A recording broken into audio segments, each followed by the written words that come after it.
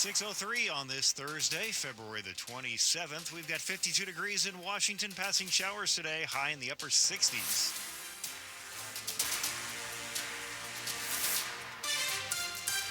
Good morning, I'm Kyle Cooper. I'm Michelle Basch. Our top story as we continue to track the Trump impact on our area. The administration continues slashing federal jobs. One cost-cutting measure under consideration is moving entire federal agencies and their employees entirely out of the D.C. metro.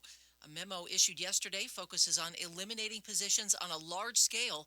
We get the latest from WTOP's Alan Etter. In Phase 1, agencies are to submit by March 13th what they're calling agency RIF and restructuring plans. This focuses on initial agency cuts, which include employees doing anything not specifically related to the agency's mandate. In Phase 2, the agency is to focus on more long-term initiatives and have a plan submitted by April 14th. One of those is the prospect of moving the whole department out of the D.C. region to a presumably less expensive area in the country. It's going to have a substantial economic impact on our region and other parts of the country as well. Terry Clower is Director for Regional Analysis at George Mason University.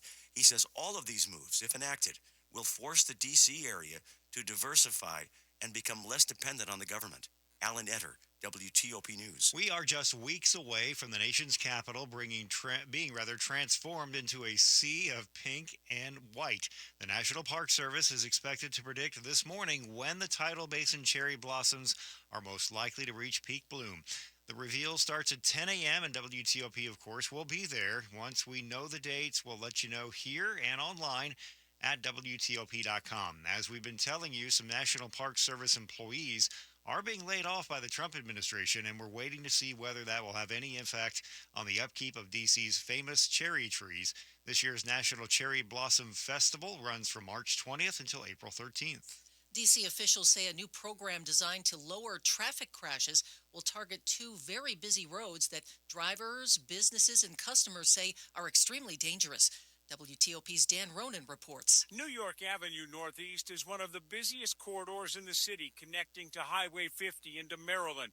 It's a major inbound and outbound corridor carrying thousands of cars each day. Motorists say they're always cautious when driving this road. It's very difficult. Everybody's speeding. Everybody want to be first.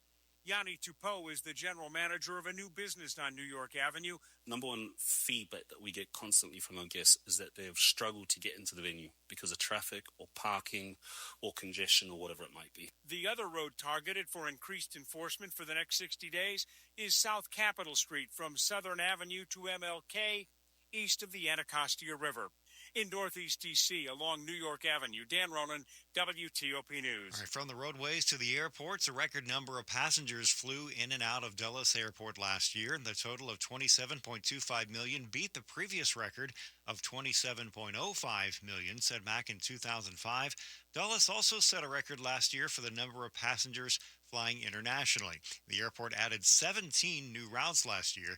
The Metropolitan Washington Airports Authority says the total number of passengers flying through Dulles and Reagan National last year was up nearly 6% from the year before. This weekend, in addition to the benefit performance at Capital One Arena for the victims of the crash at Reagan National Airport, you can also bid on some D.C. sports memorabilia.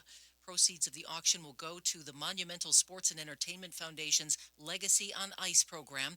Among the items up for bid, suite tickets to the 2025 Commanders season opener with pregame field passes and parking, Wizards Dream seats and Capitals glass seats.